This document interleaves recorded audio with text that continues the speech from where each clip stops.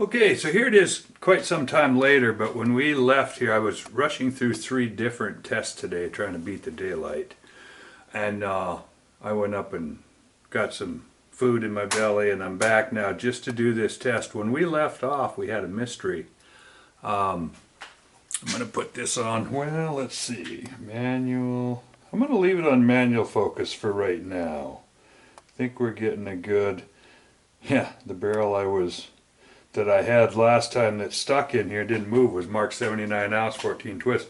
I had to go back and find that in my big old barrel pile and come back out here with that one and say, okay, we got to rerun this test to find out what was going on with that one that so I'm back up again. The only thing I can think of is that the barrel nut that was on that barrel still has residual grease on it, which is, when I say grease, it's the thread locking compound. It's lead residue and grease. And the one that I got to didn't move. I noticed I had put this nut on backwards. If you can see on this nut, this side of the nut has got relieved edges, both out and in. I'll see if I can get that to gleam for you. This side here does not. It's got a sharp, there's still a thread. Boy, it's so easy for me to see from my angle. Let me try.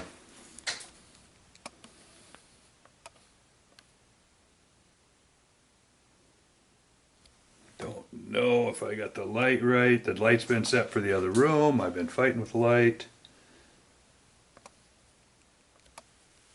But I'm going to spin it. I can't tell on my silly little monitor here whether I'm getting it. But suffice it to say that this side of the nut has some, not burrs.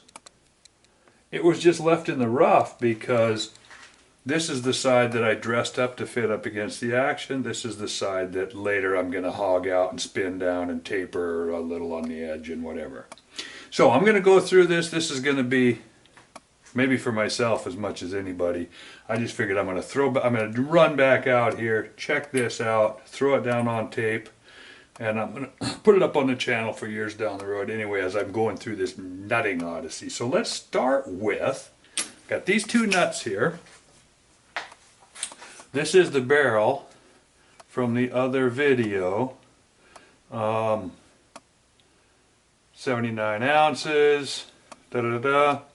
So we're going to start with the original barrel nut that the barrel was fitted with. We'll spin this on, because I didn't ever do that. I grabbed this out of the pile, I took all of them, I whipped off the nuts, and I used this bigger tri-nut, if you want to call it that, whatever it is, to show this coaxial movement because it's nice and big and wide. But here's the nut that came on it.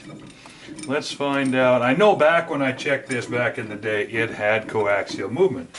It's also got fairly short threads because this part here is hollowed out to go over the barrel, so it looks pleasant. And now it's a perfect tight fit here. So I thought, well, maybe the fact that there's only 6 or 7 threads in here. Anyway, we'll run this up. You'll see it spinning. I'm not spinning inside the nut. The tenon goes in right where it's supposed to be.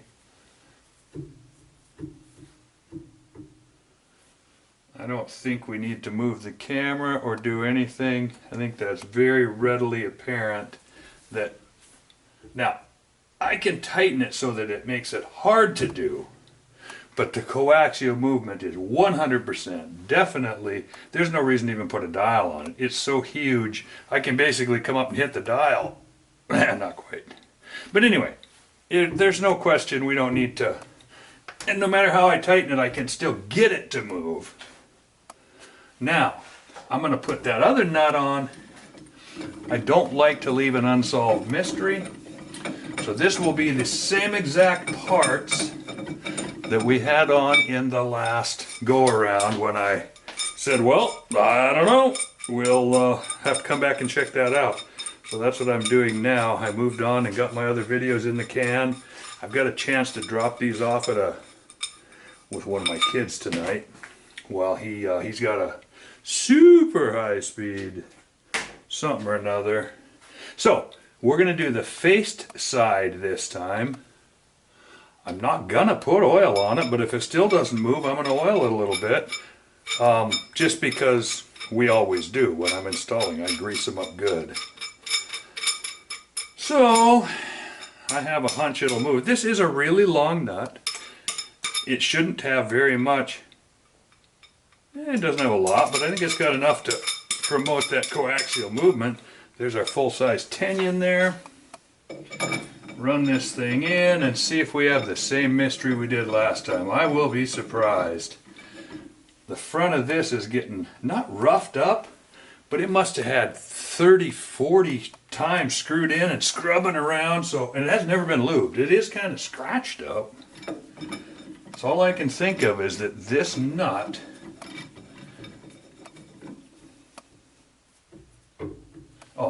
okay, this nut is no mystery now.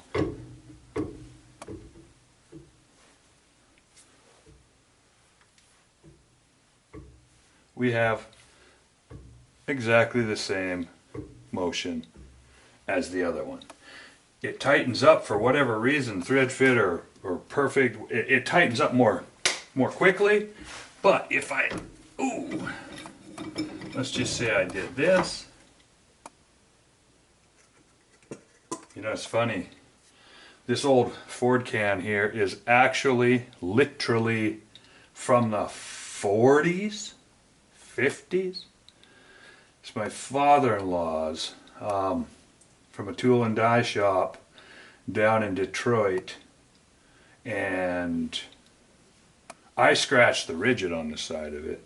It's kind of here only as an homage to the old days when machinists were the kings of industry. You know, he worked for Ford and Peterbilt when they came out, and Terex when they came out, and Caltech, and back then these manual machines and big old punch presses. My wife grew up on a punch press, 120, 130 pound presses with big spinning wheels. You walk into them and there's 20, 30, well, at least 15 of these big machines lined up. But anyway, this is here just to lend a little coolness and atmosphere, but I think it's leaking. I think the old girl is not like the new days. I don't know if it's I don't know.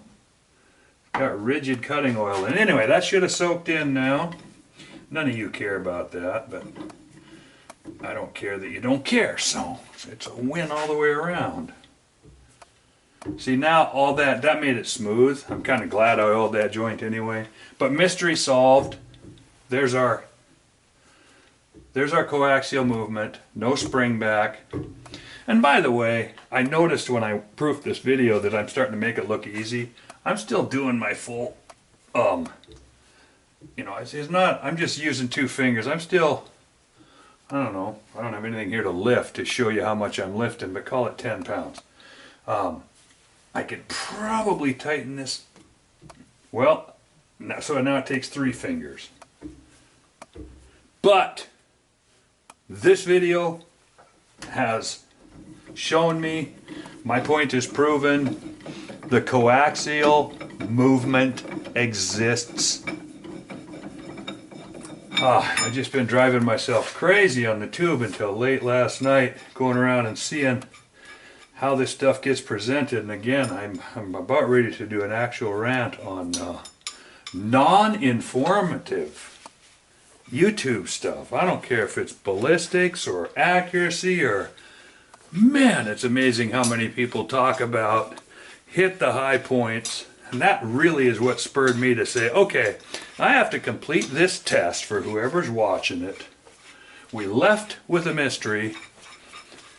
My favorite line, and I saw it in 3 different sites, people will be doing these series like this.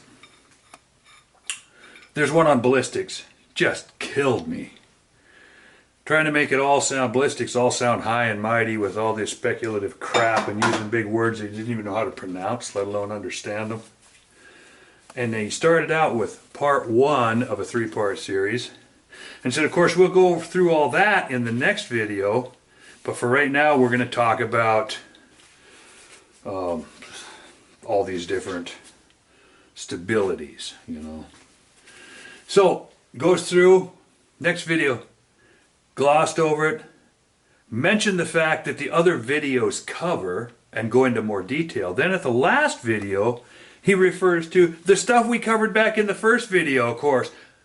All it was, I don't know if he just presumes everybody in the world is retarded or what, but he never did show any understanding of any of this stuff in any of the videos. He basically just bounced around, poof-erod everybody, and everybody's like, yep, I remember that one. We watched the first video, and you get to the third one, and the things referred to in the first, anyway, just frustrating lack of actual, factual. This is the actual deal. We left with a mystery. I didn't know if we were going to solve it or not. That's immaterial. We found the movement that I was not predicting, because I was hoping this was going to work.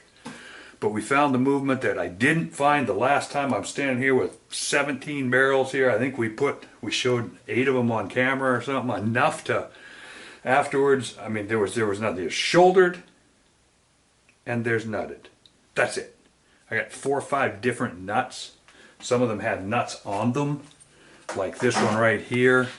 Had a nut that it came with. I took that off so that we could use the same nut for consistency, and this nut hung up because I put it on backwards, I've concluded.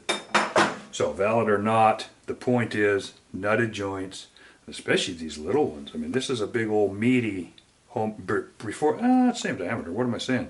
I guess it is just longer threads. It's big old meaty. Okay, this one here is hollowed out. Shows less. This is the one that I took off the barrel to replace with what I'm calling the big meaty one. Anyway, bunch of time, but that's what we're documenting is our testing procedure. So consider this one documented and in the can.